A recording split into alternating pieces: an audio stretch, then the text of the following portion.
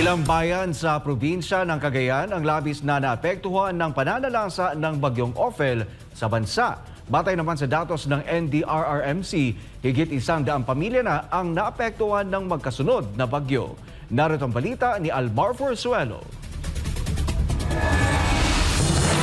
Ito ang bumungad sa mga residente ng Gonzaga, Cagayan matapos ang pananalasa ng bagyong Ophel.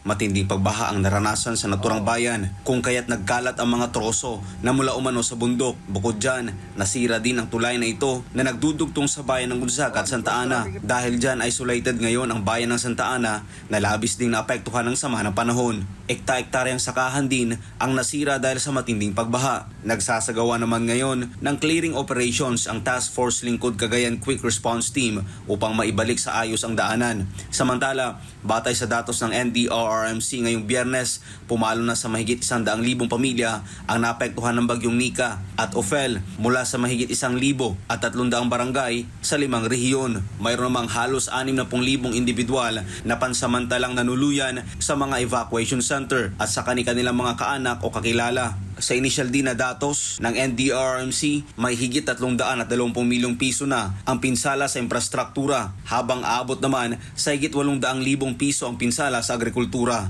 Para sa Diyos sa Pilipinas, kung mahal, Almar Forzuelo, SMNI News.